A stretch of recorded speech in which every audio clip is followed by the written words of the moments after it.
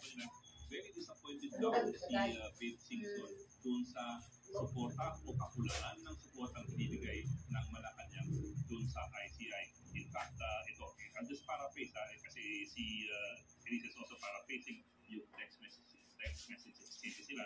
Ang sabi raw ni Babe Singson, why will I risk myself, my family, and our privacy to be the washing machine of Malacanang? Hindi lang the washing machine, punching bag pa. So, ganun kalalim yung hugot at yung pagkadismaya ni Babe Singson sa apparently kakulangan ng suportang binibigay ng Malacanang doon sa ICI. Ito ang bahagi namin interview kay Edgar Elise. ICI, yung text message niya, sabi niya sa akin, I risk my life and my family just to solve Malacanang's problem. Ay, doon, ay balik ka magkarikot sa Ang bigat ng payag. Ulit arwal daw. Dahil ka lang mag-ano na, Arto? Well, pagkakasabi kasi ni Elise, from the very start, tinitipon mo request talaga ni Babe Singson for Pinag-aldaw several men na to be para put in puti place sa para Benduga. mabigyan ng kapangyarihan ng ICI. Among them, yung the power to cite witnesses in contempt, and the power to cite that agencies in contempt if they fail to pay or to submit documents. As well, immunity, the power of immunity para hindi sila habulin in the future ng kanilang mga ipoprosecute dito sa ICI.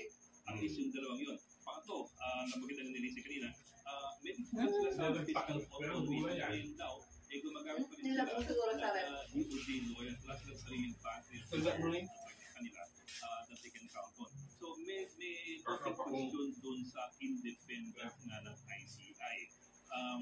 So yun, hinihintay nila actually, hinihintay ni Singson actually, is mag-certify ng urgent ang Malacanang ng isang panukala na bibigyan mga kapangyarihan ito sa ICI para sila'y makakusap at makahugot ng mga tao, mga testigo at ang mga dokumento ng may otoridad na hindi lamang umaasa sa paki.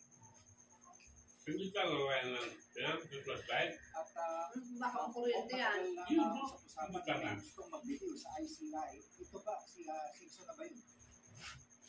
Interesting kasi it turns out that as early as October, mga October 7, nag-privilege speech si Elise and he revealed na merong isang miyembro ng ICI daw na gusto na magbitil. October to and this was just 1 month after mag-create ang ICI, which was created in September.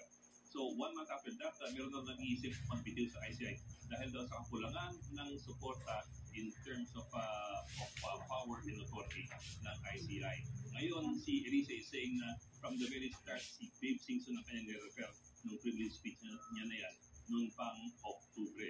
So, unfortunately, tumagal ng gano'n from October until December, hindi gumalaw yung mga panipala na magbilang. Natin ang maripusa nila, malunok po yung maripusa.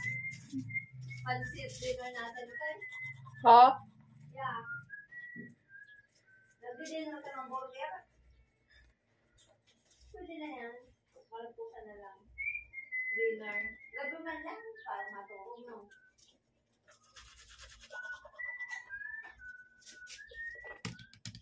Dahil kaya natin ako ng ano. Gusto kami ng pansit.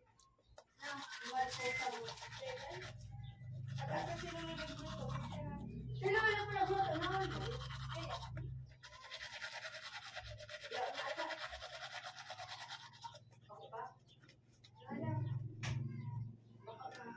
Ako paano 150?